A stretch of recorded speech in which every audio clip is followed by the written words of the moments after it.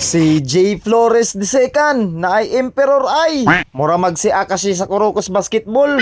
Yots Rivas kamang-kamang na ankle breaker. Rookie sa Timbunlot starting 5 dayon. Hanugaw kapa na. Una sa tanan gusto ni Gisli Pau Halanduni nga i-flex ang ihang tato. Chokso na, noy. Grabe yo.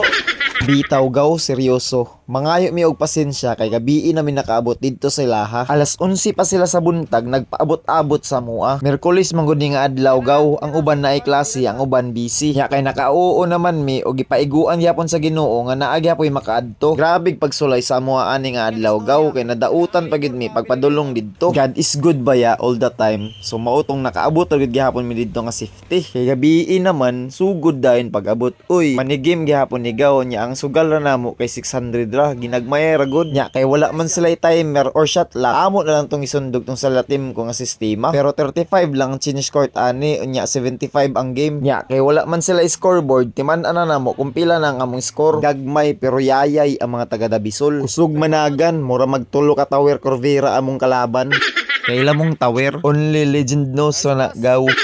Ug diri na dayon to gipakamang ni si J. Flores si Yots. Grabe, crossover sa naong. Uy, kamang-kamang good si Yots. Lusutan pang tulo ka defender, sabay layup. Muural sad, naapoy bitaw. Pero di magpagan si Silian. Uy, dagger 3 points. Airball lang.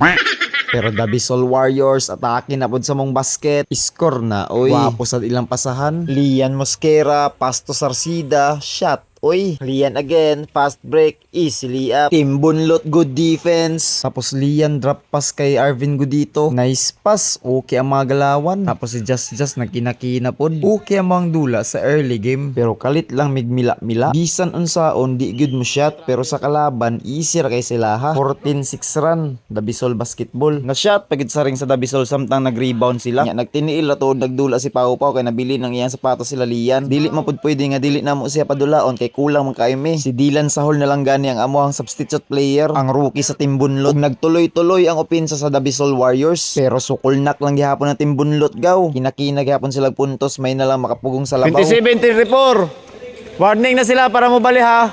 Si J. Flores drive tapos layup ug change court na dayon gaw. Pero relax sa kay si Dylan no. Future star player na sa Timbunlot. Opening sa second quarter ni drive dayon si Just ug nakailog unta si Pau kaso wa ma-shot pag layup niya. Baldog.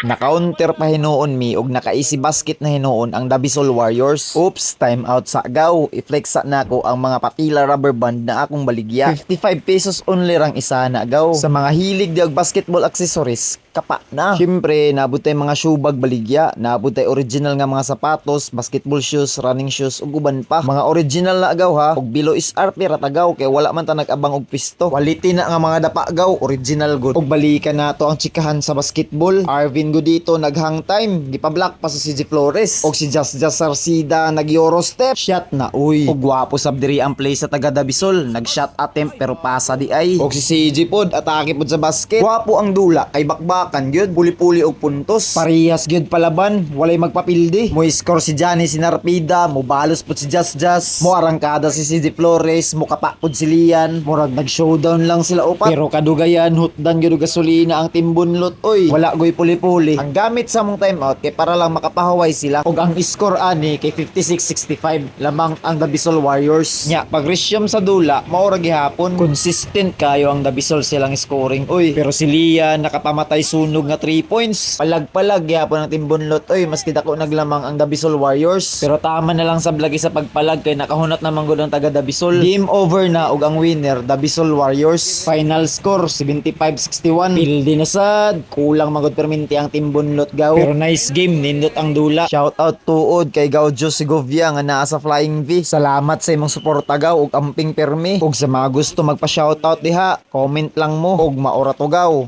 Ayo-ayo.